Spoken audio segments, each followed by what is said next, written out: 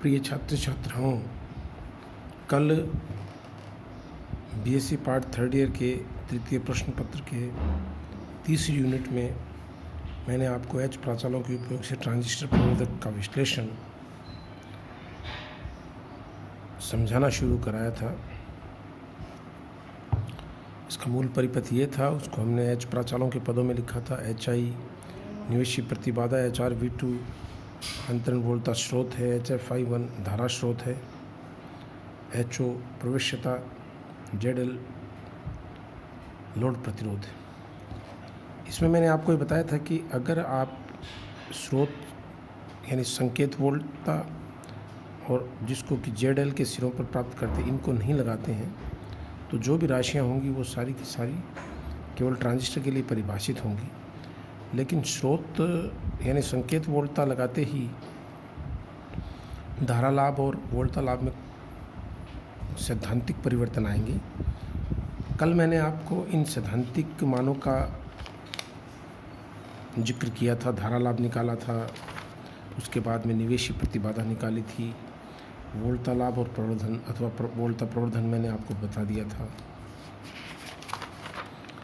इसके बाद में मैंने निर्गम प्रतिबाधा अंत में बताई थी। निर्गम प्रतिबाधा की परिभाषा हालांकि थोड़ी अलग है कि जब स्रोत वोल्टता Vs को शून्य लेकर, यानी आप संकेत वोल्टता को हटा दीजिए और उसको उसकी आंतरिक प्रतिबाधा से रिप्लेस करके लोड प्रतिबाधा को वोल्टता जनित V2 से प्रतिस्थापित करने पर कितनी धारा अंदर वो देता है I2 मान ले तो V2/I2 को हम निर्गम प्रतिबाधा कहते हैं। ये स्टैंडर्ड डेफिनेशन है, इसमें किसी प्रकार के परिवर्तन की अपने को ज़रूरत नहीं।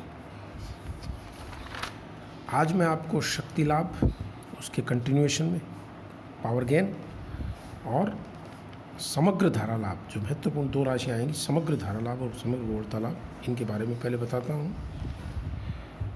जैसा कि आप जानते हो शक्ति बराबर धारा गुणा वोल्टता होती है, तो यदि किसी ट्रांजिस्टर प्रवर्धक में वोल्टता लाभ और धारा लाभ दोनों होते हैं तो उनका जो गुणनफल होगा वही वास्तव में शक्ति लाभ होगा।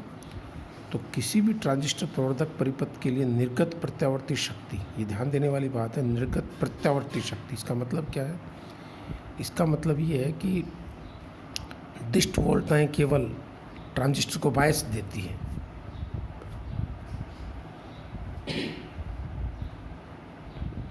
दिष्ट वोल्टताएं केवल ट्रांजिस्टर को बायस देती हैं, जबकि प्रवर्धन हमेशा प्रत्यावर्ती संकेतों का होता है। तो किसी भी ट्रांजिस्टर प्रवर्धक के लिए निर्गत प्रत्यावर्ती शक्ति तथा निवेशी प्रत्यावर्ती शक्ति के अनुपात को प्रवर्धक का शक्ति लाभ या पावर गेन अंग्रेजी में आप बोल सकते हो कहते हैं। तो वोल्टता लाभ जो होता है वो V2/V1 है और धारा लाभ है वो I2/I1 है, तो दोनों का गुणनफल। इसको आप AV × AI कह सकते हो। AV का मतलब V2/V1, AI का मतलब I2/I1। अब मैं पुराने मान रख देता हूँ जो मैंने प्राप्त किए। AV बराबर क्या था? वोल्टता गेन बराबर धारा लाभ × ZL/ZI × AI, AI × AI से AI स्क्वायर हो जाएगा, AI स्क्वायर ZL/ZI। अब AI का मान यानी धारा लाभ का मान रख दीजिए और ZI का मान रख दीजिए। ये सब बातें आपने पहले कर चुके हैं, तो हमारे पास ये मान प्राप्त हो जाएगा। HF स्क्वायर, HF अग्र धारा लाभ है, ZL/1 + HO ZL, और ये जो डेल्टा H है ये आप जानते हैं ये सारणिक है। डेल्टा Z जो है वो Z, डेल्टा H का मतलब HI HR HF HO, ये सारणिक होगा।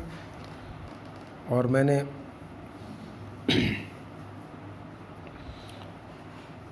ये बातें आपको पहले भी बताई हैं कि उपरोक्त जितनी भी राशियां हैं ये सब तब हैं जब आप संकेत, मान लीजिए संकेत को शामिल करते हैं तो समग्र धारा लाभ और समग्र वोल्टता लाभ प्राप्त होगा। तो समग्र धारा लाभ का मतलब यहाँ से फिर से समझिए, AI डैश, ये AI से भिन्न है। AI डैश बराबर है कुल बाहरी धारा बटा आंतरिक धारा, और इसका मान आप देखिए AI × RS/ZI + RS होगा। और विशेष स्थिति में अगर RS टेंड्स टू इन्फिनिटी निवेशी संकेत को खुला कर दिया जाए तो AI डैश बराबर AI होगा। और समग्र वोल्टता लाभ का मतलब है कि निर्गम वोल्टता बटा संकेत वोल्टता। ये देखिए ध्यान से, ए वी डैश बराबर V2 यानी निर्गम वोल्टता बटा संकेत या निवेशी वोल्टता, जो संकेत जिसका प्रवर्धन हमें करना है। इसको मैं V1 से गुणा भाग करके V2 बड़ी V1 into V1 by VS लिख देता हूँ।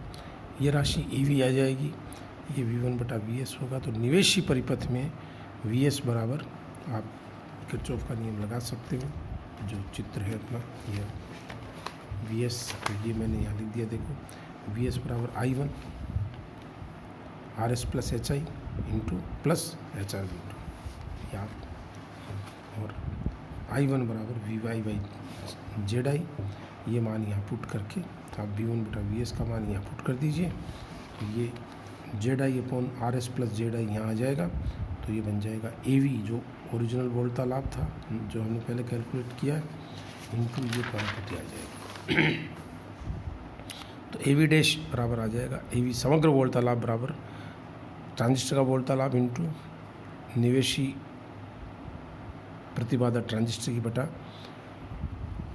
जो संकेत वोल्टता है या जो स्रोत है उसकी प्रतिबाधा प्लस ZI। और AV का मान भी अगर आप रखते हो तो ये नेगेटिव माइनस AI इंटू ये प्राप्त हो जाएगा, क्योंकि आपको मालूम है AV बराबर क्या था, minus AI ZL upon ZI। तो ZI से आप कैंसिल कर दीजिए इसको, तो AI into ZL upon RS plus. और विशेष अवस्था में अगर कोई RS टेंड्स टू 0 हो, यानी इन निवेशी टर्मिनलों को शॉर्ट सर्किट कर दिया जाए। ये आप अच्छी तरह मैं पहले पढ़ा चुका हूँ कि शून्य का क्या मतलब है और अनंत का क्या मतलब है। तो RS टेंड्स टू 0, ऐसी अवस्था में AV डैश बराबर minus AI ZL upon ZI, जो कि नॉर्मल AV के बराबर होगा। इस प्रकार ये पूरी की पूरी 4-5 राशियाँ ट्रांजिस्टर का H प्राचालों के पदों में विश्लेषण सामान्यतः पूछा जाता है। अब जैसा मैंने कल आपको एक बात बताई थी कि जब भी आप अलग अलग उत्सर्जक विन्यास लो, तो ये जितनी भी राशियां हैं, जैसे चाहे तो ये धारा लाभ हो, चाहे ये निवेशी वोल्ट हो, एक बहुत सरल तरीका ये था कि जैसे HIE लिख देंगे, HRE लिख देंगे, तो ये कॉमन एमीटर अभिविन्यास में प्रवर्धक का विश्लेषण हो जाएगा। तो मैंने आपके लिए ये देखिए उभयनिष्ठ उत्सर्जन अभिविन्यास में प्रवर्धक का मैंने चित्र बनाया है। ये सब बातें आप जानते हैं। ये NPN ट्रांजिस्टर है, क्योंकि ये तीर का निशान बाहर की ओर खुलता है, जो कि एमीटर पे लगाते हैं। तो एमीटर को हमने कॉमन कर रखा है, ये एमीटर आ गया, ये बेस हो गया, ये कलेक्टर है, जो धारा इसमें प्रवाहित होती है वो IC है, इधर IB है। और ये जो संधारित्र यहाँ लगाए गए हैं, ये इस बात के लिए कि जब आप संकेत लगाए तो केवल प्रत्यावर्ती संकेत ही आगे पहुँचे, कोई भी दिष्ट घटक किसी कारण से अगर हो तो वो संकेत के साथ ना पहुँचे। और निर्गम भी जब हम प्राप्त करें तो केवल प्रत्यावर्ती संकेत ही प्राप्त करें, किसी प्रकार का DC घटक उसमें नहीं आए। इसलिए इन कैपेसिटर्स का यूज करते हैं। और यहाँ हम संकेत वोल्टता लगाएंगे। तो आप देखिए प्यारे बच्चों, इस ट्रांजिस्टर का जो तुल्य H प्राचाल परिपथ है वो ये होगा। मैं ये देखो, ये HIE हो जाएगा।